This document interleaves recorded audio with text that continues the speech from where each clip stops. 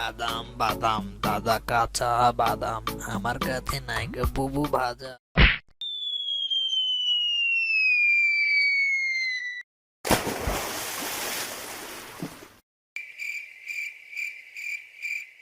হায় হায়, আমি দেখি কুয়ার মধ্যে এসে পড়লাম। কুয়ার মধ্যে তো অনেক পানি, এখন এখান থেকে বেরোবো কিভাবে? কিছু একটা উপায় তো বের করতেই হবে।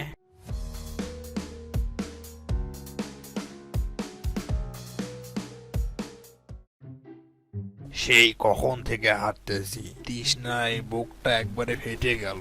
একটু যদি পানি খেতে পারতাম তাহলে প্রাণটা জুড়ে যেত। দেখি তো আশেপাশে কোথাও পানি পাওয়া যায় কিনা।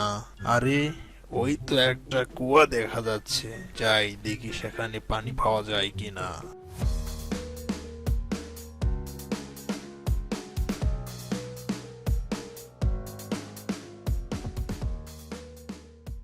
আরে ভাগিনা, তুই কুয়ার ভেতর কি করিস? এই তো সুযোগ পেয়েছি, এই বাঘবেটাকে টোপ বানিয়ে আমাকে উপরে উঠতে হবে।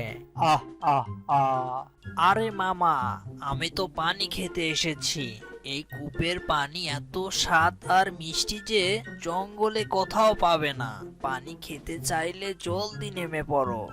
আরে ভাগিনা, আমি তো পানি খেতে এসেছি, দাঁড়া নামছি।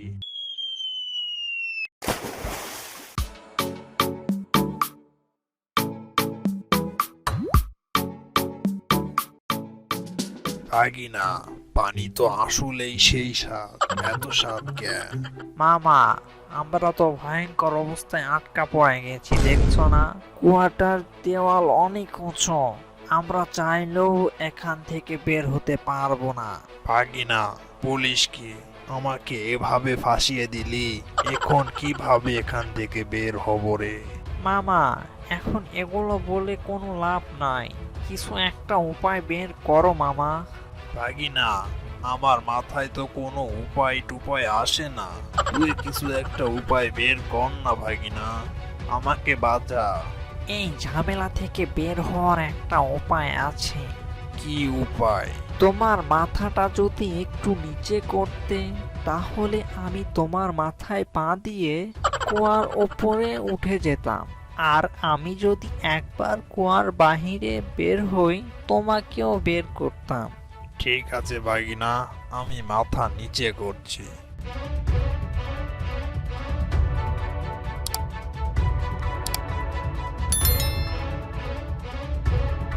কিরে ভাগিনা, আমাকে কুয়া থেকে বের কর। আরে বন্ধু, তোর শরীরে যত জোর, যদি সেই পরিমাণ বুদ্ধি তোর মাথায় থাকতো, তাহলে উপরে ওঠার বুদ্ধি না ঠিক করে তুই কুয়াতে ঝাঁপ দিতিস না। আহ আহ আহ। যেই বিপদ থেকে রেহাই পাওয়ার কোনো উপায় তোর জানা নেই, সেই বিপদে এভাবে ঠেলে দিতি না।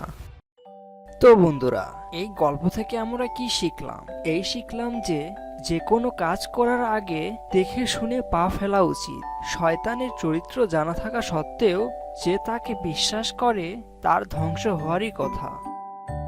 তো বন্ধুরা, ভিডিওটি কেমন লেগেছে তা অবশ্যই কমেন্ট বক্সে জানাবে। আর এরকম নতুন নতুন ভিডিও পেতে অবশ্যই আমাদের চ্যানেলটিকে সাবস্ক্রাইব করে রাখবে।